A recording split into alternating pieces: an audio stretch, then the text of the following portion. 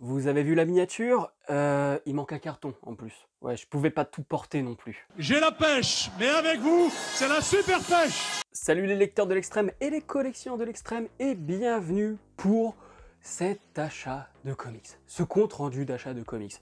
Sachez que clairement, il y en a pour 4 mois. Oui, mesdames et messieurs, il y en a pour 4 mois tout simplement parce que à chaque fois je fais un achat et puis un autre arrive et puis ben j'en fais encore un et je me dis bon bah je vais attendre le prochain hein, du coup. Et ces derniers mois Excalibur on fait pas mal de promos. Donc là je me retrouve avec 4 mois d'achat à vous présenter. Mais avant de parler de mes achats neufs, je vais vous parler des occasions sur Vinted. Le voilà le carton manquant.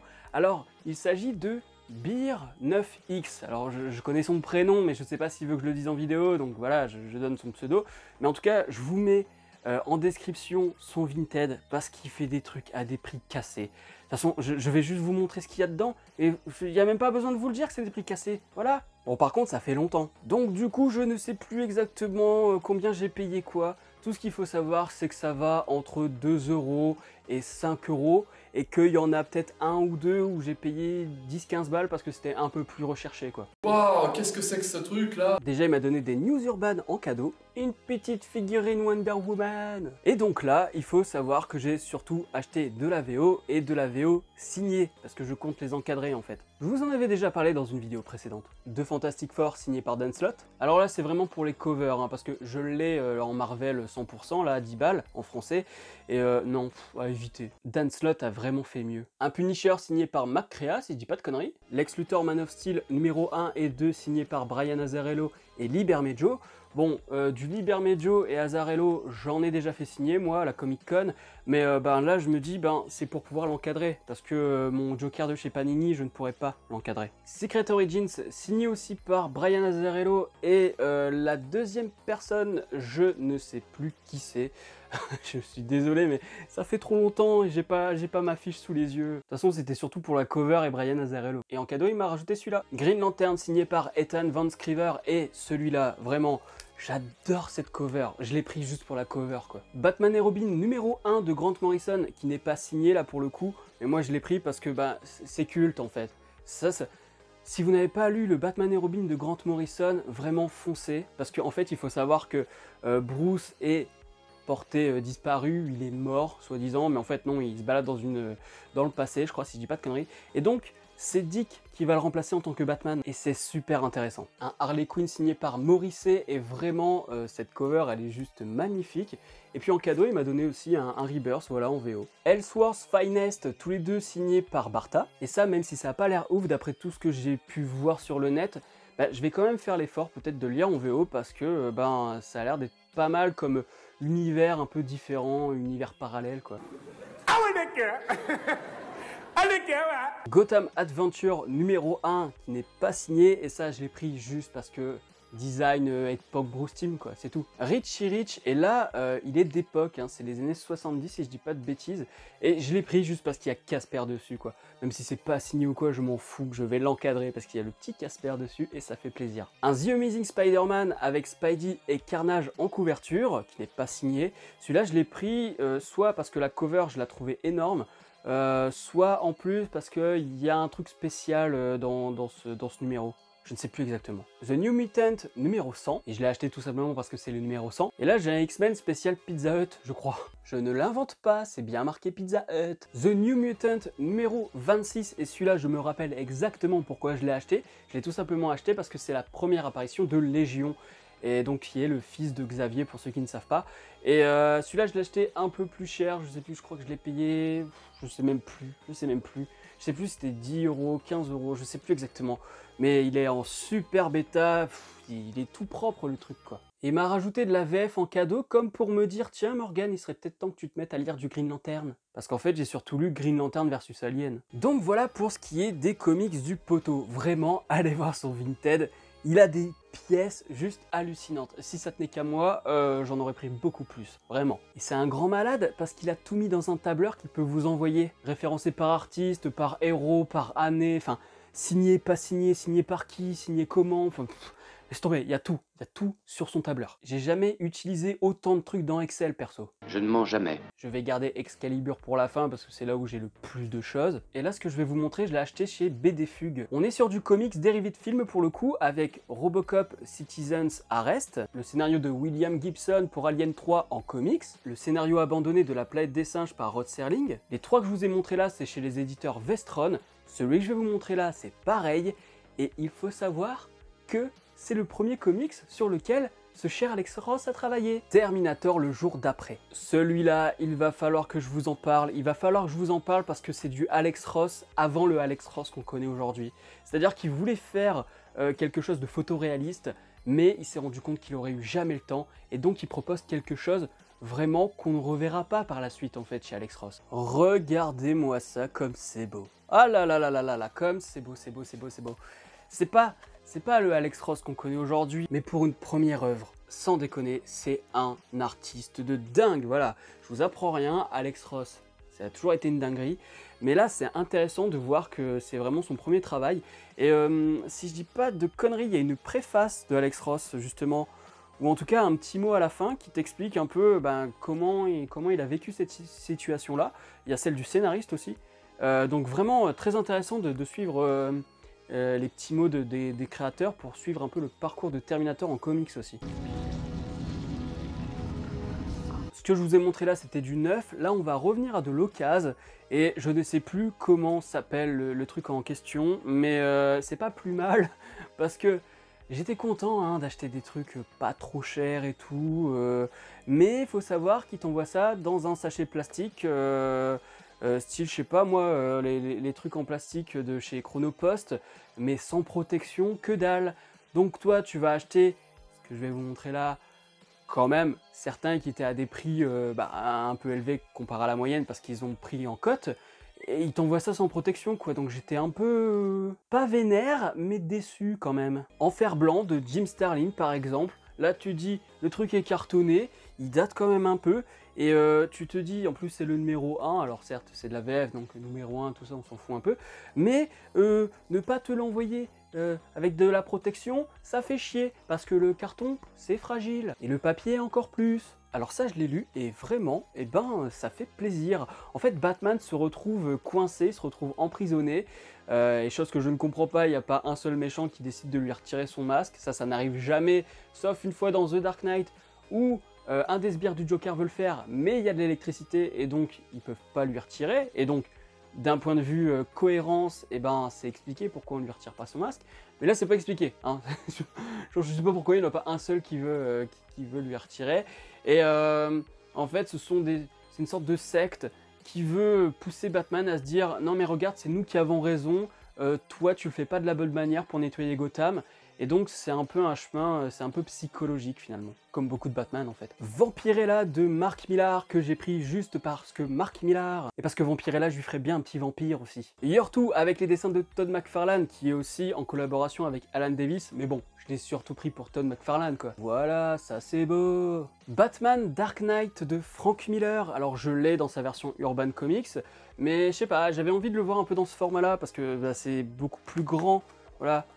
On va pas profiter de la même manière des dessins, en tout cas pour le premier tome, c'est pas non plus l'entièreté du run, mais voilà, je trouve que là encore, c'est un petit objet comme ça, où je me dis tiens, je vais peut-être faire la différence avec la version de chez Urban, voir un peu s'il y a eu des modifications au niveau des couleurs notamment. Après on peut pas dire non plus que c'est le comics avec le plus de couleurs. Un petit Batman dans une collection jeunesse que je connaissais pas du tout, donc je l'ai acheté pour découvrir. Et voilà, on a le nom des gens qui emballent très très mal. Du coup c'est un peu le moment quand même de parler de Recycle Livre, parce que ok, c'est mal envoyé, peut-être que je suis une exception, j'en sais rien, mais enfin c'est quand même fait avec bon cœur, parce qu'en fait il faut savoir qu'ils font travailler des handicapés, ils les payent attention. Donc on leur donne des bouquins, eux ils les revendent, ils se font un peu d'argent, et avec cet argent ils vont payer les gens qu'ils emploient quoi. Donc ça part d'un bon sentiment, mais je trouve qu'au niveau de l'envoi, encore une fois je ne sais pas si ça vient, si c'est tombé que sur moi, mais ça m'a fait chier quoi, putain merde, t'achètes des trucs qui sont pas trouvable aujourd'hui, quoi, dans ces éditions-là. Et toi, bah, tu arrives là, tu fais « Ok, mais on met ça dans un sac plastique, limite. » Mais allez jeter un œil quand même, parce que l'initiative est cool. Et parce que tu trouves des BD de la série animée Batman de l'époque. C'est l'édition d'époque, ça, c'est pas des rééditions de plus tard. Voilà, ça c'est cool. Par contre, les gens, il faut rendre vos bouquins à la bibliothèque, merci. Hello. Et pour finir, le guide du film Superman Returns. Et donc là, je pense que je vais apprendre pas mal de choses. Et au moment où je dis ça, ma lumière rouge s'éteint, pendant que la bleue reste. Nous sommes du côté du bien. Voilà, pour terminer, nous allons passer à Excalibur. Et donc chez Excalibur, c'est là où j'achète le plus. Donc là, il va y avoir du très très lourd. Oui, j'ai enfin acheté Flashpoint, et je l'ai même lu d'ailleurs. Et oui, je savais de toute façon que ça allait être une claque, parce que j'ai vu le DC Animated, j'ai même vu la version CW de Flash, où justement ils abordent Flashpoint, et je savais que j'allais prendre une claque, mais à ce point-là, peut-être pas quand même, et c'est vrai que la fin, elle est vraiment touchante, quoi. Batman White Knight et Batman Curse of White Knight, Death Rise 2000 en version comics. Alors c'est pas vraiment le film, hein, si j'ai bien compris, c'est l'ultime course à la mort, et donc c'est une suite, je crois que ça se passe après ou avant, je ne sais plus exactement, et c'est pour les 40 ans du film, donc c'est sorti en 2015. Il faut savoir que dedans il y a Stallone, et une de mes premières vidéos sur la chaîne parle de ce film. Suicide Squad 1 et 2 en version kiosque, qui date de juillet et août 2017. Ceux-là je les ai pas achetés, en fait ils étaient en cadeau avec une de mes commandes, donc bah, c'est cool parce que en fait tu avais le choix. Alors tu pouvais avoir Joker en noir et blanc, mais bon c'est parti trop vite, et donc t'avais le choix, il te rajoutait du coup avec un autre code un comics, et comme j'avais pris plus de 50 € de commande, j'avais le droit encore à un deuxième comic d'ici, donc du coup ils m'ont mis le 1 et le 2. Je suis content.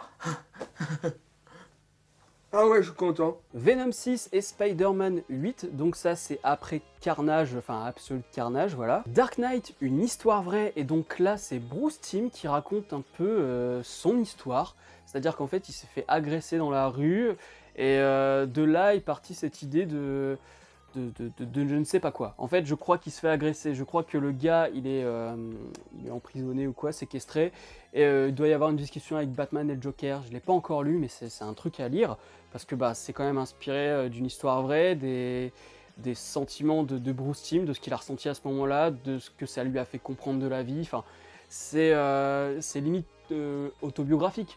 C'est-à-dire que là, certes, c'est de la fiction, mais ce qu'il raconte dedans, c'est des trucs qui lui sont arrivés, et c'est un état d'esprit qu'il a eu pendant son agression et après. Là j'ai deux Black Label. Joker Killer Smile, bon, tout le monde en parle, je vais le dire très prochainement, là-dessus il n'y a pas de problème. Batman, Créature de la Nuit. Au moment où j'enregistre cette vidéo, eh bien, je l'ai lu la veille, et wow. Achetez-le, achetez-le, mais genre, ne vous prenez pas la tête, quoi. Alors, c'est toujours Kurt Busiek, qui avait fait un truc sur Superman, pareil, c'était Identité Secrète, hein. Ouais, c'est ça, Identité Secrète, où en fait, un lecteur de Superman, donc ça se passe dans notre monde, les comics existent et tout, hein, et en fait Superman est lu par un gamin, puis ce gamin va avoir des super pouvoirs.